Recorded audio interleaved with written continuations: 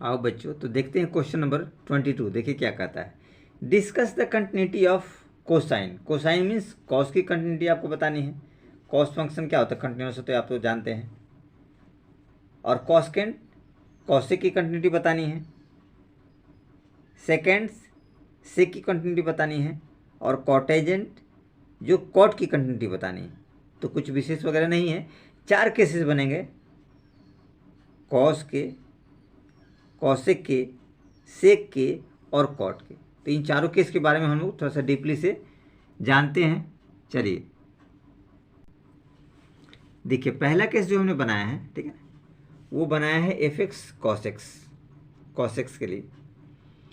तो कॉसेक्स में हम लोग लिख सकते हैं f x equal to cosec x is continuous function. Line यहाँ से आप ड्रॉ कर सकते हैं, ठीक है ना, कंटिन्यूस फंक्शन, ठीक है ना, because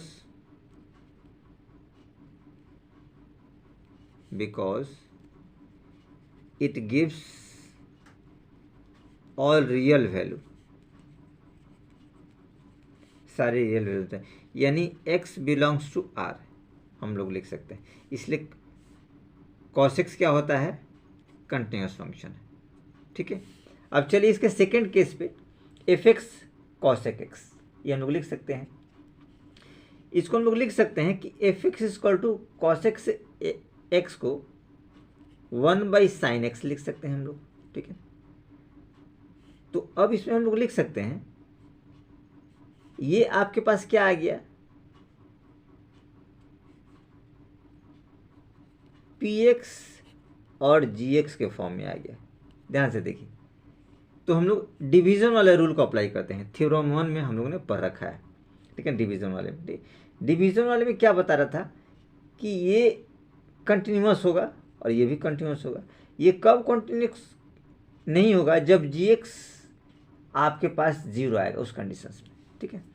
या यूँ समझिए, 1 क्या है, कंटिन्यूस है। 1 हम लोग क्या ले सकते हैं, कंटिन्यूस फंक्शन है, क्योंकि कांस्टेंट फंक्शन है, ठीक है ना। लिख सकते हैं it is constant, constant function. Sine x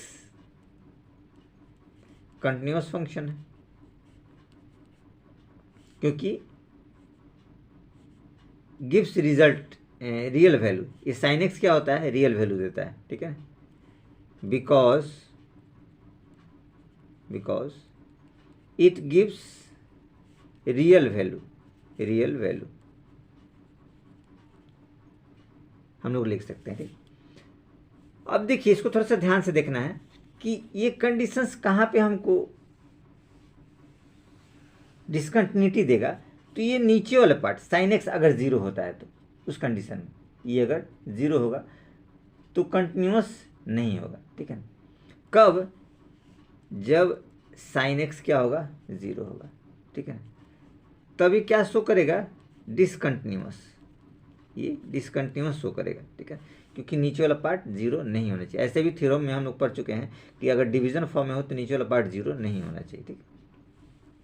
अब गौर से देखिए, साइन एक्स, तो साइन एक्स 0 कब कब होता है, x इजकल टू n पाई पे, ठीक है ना। 1 पाई पे, 2 पाई पे, 3 पाई पे, 4 पाई पे, ये क्या होता है, 0 होता है। इस कंडीशन में डिसकंटिन्यूटी होगा, यानी इस पॉइंट्स को हम लोग क्या करेंगे, हटा देंगे। जब ये पॉइंट्स हम लोग रिमूव कर देंगे, ठीक है ना, इस पॉइंट्स को जब हम हटा देंगे तो हमको कंटिन्यूटी पता चल जाएगा। यानी कि अगर रियल नंबर में आप सारे माइनस कर दीजिए n पाई, ठीक है ना। तो देखिए, रियल नंबर से हमने क्या किया, n पाई माइनस कर दिया, क्योंकि यही उसका क्या है, डिसकंटिन्यूट पॉइंट्स है, ठीक है। तो इसके बाद ये सारे क्या हो जाएगा, कंटिन्यूस हो जाएगा। क्या हो जाएगा, कंटिन्यूस हो जाएगा। तो कुछ विशेष वगैरह इसमें भी नहीं था। चलिए, तो अब हम लोग चलते हैं केस थर्ड में। देखिए, केस थर्ड की बात करते हैं। थर्ड में आपको दे रखा था f x equal to sec x, ये कंडीशन दे रखा था। तो देखिए, एफ एक्स को हम लोग क्या लिख सकते हैं, सेक एक्स को 1/cos x, cos x लिखा जा सकता है। अब चूंकि 1 क्या है आपके पास, ठीक है ना, 1 कंटिन्यूअस फंक्शन है, कंटिन्यूअस फंक्शन लिख सकते हैं because it is constant function, क्योंकि कांस्टेंट फंक्शन है। cos x is continuous function, cos x क्या होता है, कंटिन्यूअस फंक्शन होता है, क्योंकि ये सारे रिजल्ट रियल वैल्यू हमें देता है, ठीक है। अब बात आ जाए किस पे इसकी वैल्यू 0 होती है, ठीक है ना, वहाँ ये डिसकंटिन्यूटी को शो करेगा। अगर तो कब, देखिए जब cos x बराबर 0 होगा, ठीक है, जब cos x बराबर 0 होगा तो उस समय, अब 0 कब कब होता है ये आपको ध्यान रखना है। x बराबर, ये हम लोग पढ़ चुके हैं एग्जाम्पल्स में, आप लोग देख लीजिएगा एग्जाम्पल्स वगैरह। देखिए 2x + 1 π/2 इस कंडीशन में, ठीक है। यानी आप यहाँ देखिए, अगर यहाँ 0 रखते हैं तो 1 π/2, यानी कि आपके पास π/2 पे cos π/2 यानी 90 पे। अगर यहाँ 1 रखें तो 2 एकम 2 + 1 3, 3/2 पाई यानी कि 3/2 पाई पे। अगर यहाँ हम लोग 2 रखते हैं तो 2 दूनी 4, 1 5, 5/2 पाई यानी 5/2 पाई पे। यानी कि हम लोग π/2 को लिख सकते हैं 90, ये हो जाएगा 270 और ये हो जाएगा 450। यानी इस वाले पे ये क्या देगा, 0 वैल्यू देगा, ठीक है। यानी कह सकते हैं डिसकंटिन्यूअस, क्या कह सकते हैं, डिसकंटिन्यूअस। ये क्या रहेगा, डिसकंटिन्यूअस। यानी इस पॉइंट्स को हम लोग हटा देंगे, ठीक है ना, हम लोग रिमूव कर देंगे। तो जब इस पॉइंट्स को हम लोग हटा देंगे तो फिर कंटिन्यूटी को शो करेगा, ठीक है ना। यानी आप ये कह सकते हैं कि सारे रियल नंबर से इसको लेस कर दीजिए, 2n + 1 या 2x + 1 π/2। 2n + 1 को हम लोग रिमूव कर देंगे, ठीक है। ये n नेचुरल नंबर होता है, ध्यान रखना, यहाँ भी नेचुरल नंबर होता है, ठीक है। अब जब इसको रिमूव कर देंगे तो ये क्या हो जाएगा, कंटिन्यूअस हो जाएगा। ये आपके पास क्या हो जाएगा, कंटिन्यूअस, क्योंकि जो डिसकंटिन्यूअस पॉइंट था उसको हमने क्या किया, उसमें से माइनस कर दिया, क्योंकि जो नंबर लाइन पे होता है यही पॉइंट्स होता है जो डिसकंटिन्यूटी को शो करता है, तो हमने हटा दिया। चलिए अब एक केस और बचा हुआ है, ठीक है ना, केस 4, ठीक है। केस 4 में क्या कहता है कि f(x) = cot x, ठीक है। ऐसे भी आपको बता दें कि इसको हम लोग डिवीजन फॉर्म से भी कर सकते थे, px/gx, जो थ्योरम 1 है, ध्यान रखिएगा, थ्योरम 1, ठीक है, हम लोग डिवीजन फॉर्मेट में। लेकिन कंडीशन क्या होता है कि gx ≠ = 0, ठीक है ना, तब कंडीशन होता है, क्योंकि 0 हो जाएगा तो ये आपको डिसकंटिन्यूटी को शो करेगा, ठीक है ना। चलिए आगे बढ़ते हैं। केस 4 में f(x) = cot x। तो देखिए cot x को हम लोग लिख सकते हैं f(x) बराबर, cot x को क्या लिख सकते हैं, cos x/sin x, ये लिखा जा सकता है, ठीक है। अब देखिए गौर से कि cos x क्या है, कंटिन्यूअस फंक्शन है, और sin x क्या है, ये भी कंटिन्यूअस फंक्शन है, ठीक है। तो जब कंटिन्यूअस है तो ये भी कंटिन्यूअस फंक्शन होगा, सीधी सी बात है, ठीक है। अब डिसकंटिन्यूअस कहाँ पे होगा, अगर sin x 0 हो जाएगा, क्योंकि ये नॉट डिफाइन हो जाएगा, ठीक है। अगर यहाँ हम लोग 0 कर देते हैं तो ये क्या हो जाएगा, नॉट डिफाइन में। जैसे मान लीजिए हम 1/0 लिखते हैं तो ये नॉट डिफाइन कहलाता है, ठीक है ना। 2/0 लिखेंगे तो नॉट डिफाइन। ये वाला पार्ट, नीचे वाला पार्ट 0 नहीं होना चाहिए, ठीक है। तो अब देखें कब कब ये 0 होता है, ठीक है ना। यानी हम लोग इसको ऐसे कह सकते हैं, ठीक है ना, कि sin x = 0, ठीक है। तब क्या होगा, डिसकंटिन्यूअस फंक्शन होगा ये उस पॉइंट्स पे, ठीक है। अब देखिए साइन एक्स जीरो कब होता है, जब एक्स जो होगा एन पाई के बराबर होता है। एक्स जो होगा आपके पास क्या होगा, एन पाई के बराबर होगा, यानी 1 पाई 2 पाई 3 पाई मतलब 180 360 ऐसे करके, इस वाले कंडीशन में। यानी इस वाले पार्ट्स को अगर रिमूव कर दिया जाए, किससे, रियल नंबर से, ठीक है ना, रियल नंबर से इसको रिमूव कर दिया जाए तो हमारे पास कंटिन्यूटी के पॉइंट्स आपके पास आसानी से आ जाएंगे। ठीक है, ठीक है, तो यही हम लोग काम करते हैं, उसको रिमूव करते हैं। ठीक है, तो रियल नंबर से हम क्या करेंगे, माइनस, और क्या है, एन पाई। ठीक है, जब ये माइनस हम लोग कर देंगे तो ये क्या हो जाएगा, कंटिन्यूअस हो जाएगा, क्योंकि यही पॉइंट्स है जो उसको डिसकंटिन्यूटी बताता है। ठीक है, इस पॉइंट्स पे वो कंटिन्यूअस रहता है, इसे इस पॉइंट्स को हमने क्या कर दिया, हटा दिया। तो यही आप लोग को बताने थे, कुछ विशेष वगैरह नहीं है। फिर भी कोई प्रॉब्लम वगैरह हो तो आप लोग इंट्रोडक्शन पार्ट आसानी से देखिए, आपको समझ में आएगा। आओ बच्चों, तो क्वेश्चन नंबर 23 करते हैं। एक्सरसाइज 5.1 एनसीईआरटी मैथ क्लास 12 है, चैप्टर 5 है, कंटिन्यूटी एंड डिफरेंशिएबिलिटी का। देखिए क्वेश्चन 23 क्या कहता है, find all points of discontinuity of x F.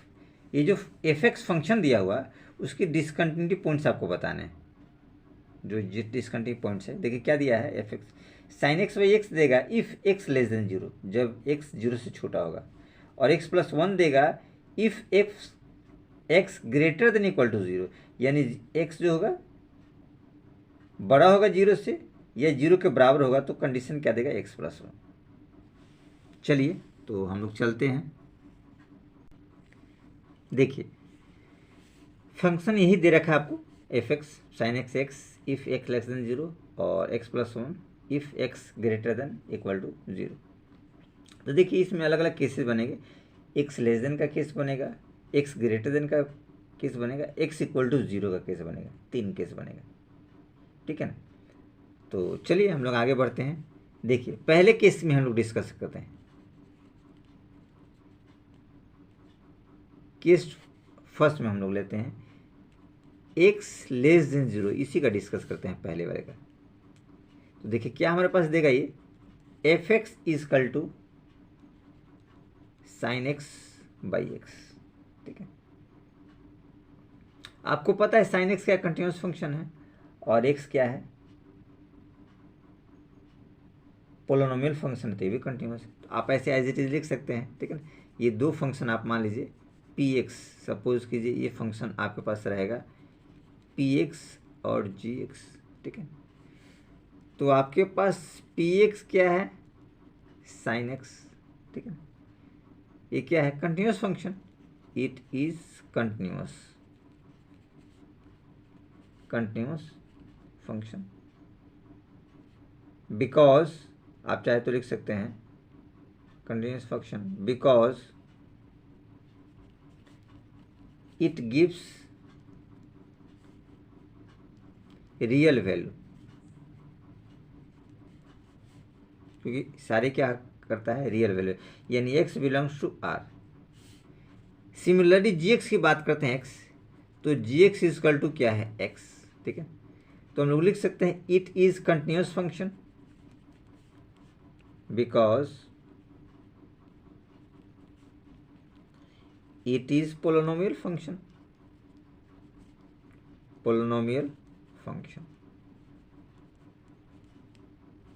तो हम लोग लिख सकते हैं so f x equal to sign x by x is continuous function, easy रहा। ठीक है, अब केस 2 की बात करते हैं, आइए केस 2। ठीक है, केस 2 में क्या आएगा, हम लोग लेते हैं at x greater than zero.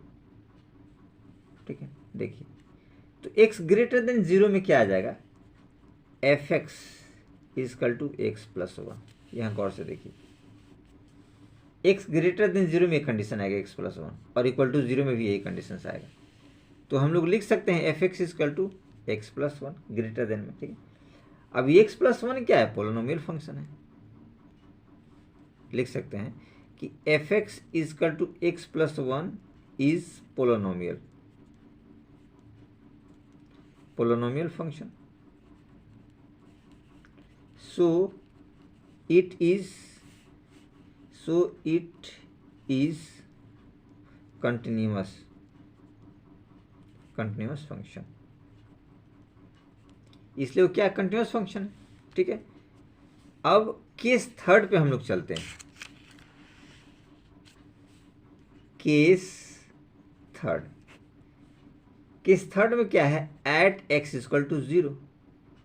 तो एट एक्स इक्वल टू 0 पे क्या दे रहा है, x+1 दे रहा है। ठीक है ना, अब क्या है कि ये फिक्स पॉइंट्स है। ठीक है ना, ये फिक्स पॉइंट्स है, तो इसमें दोनों हम लोग निकालेंगे, LHL और RHL, क्योंकि अलग अलग वैल्यू दे रहा है, आपको बताते हैं। ठीक है, x इक्वल टू 0 पे, ठीक है ना, एक सिंगल पॉइंट दे रखा, तो हमको LHL RHL निकालना जरूरी होता है, तो कि LHL निकालेंगे। LHL में क्या होता है, लिमिट लेते हैं, limit x tends to 0 minus 0 से कम। तो आपने देखा था 0 से कम में क्या कंडीशंस दिया था, देखिए x लेस देन 0, ये sin x बाई एक्स। तो इसी वाले कंडीशंस को आप लिखिए। ठीक है ना, उस वाले कंडीशंस को हम लोग लिखेंगे। ठीक है, लिखेंगे sin x बाई एक्स, ये कंडीशन लिखेंगे। अब ये आपको क्या देता है, 1 देता है। ये क्लास 11th में फॉर्मूला हम लोग पढ़े हैं कि x जब 0 होता है तो sin x बाई एक्स। ठीक है, या ऐसे भी गौर कर लीजिए कि अगर हम लोग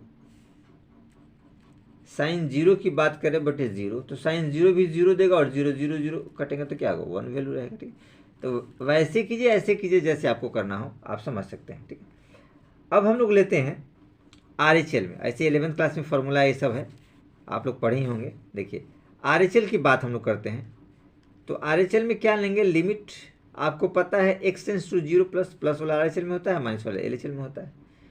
तो x से जब ज़्यादा होगा तो उस कंडीशंस में क्या देगा, x+1, ये आपको देगा। ठीक है ना, जब ग्रेटर देन होगा उस कंडीशन में, ये आप लोग देख सकते हैं, x ग्रेटर देन 0 तो क्या दिया, x+1 फंक्शन दिया। ठीक है, ये कंडीशन। अब जब यहाँ वैल्यू रखा जाएगा तो क्या हो जाएगा, 0+1, तो क्या वैल्यू दिया, 1, यानी इस कंडीशन में भी 1 आ रहा है। ठीक है ना, LHL में भी 1 आ रहा है और RHL में भी। अब इसका थोड़ा एक फंक्शन की वैल्यू पे निकाल लेते हैं, f0। ठीक है ना, f0 में भी क्या देगा, x+1, 0 में x+1 में क्या हो जाएगा कि 0+1 इक्वल टू 1। तो देखिए यहाँ भी 1, यहाँ भी 1, यानी कंटिन्यूअस है। ठीक है, तो हम लोग इसको लिख सकते हैं, हैंस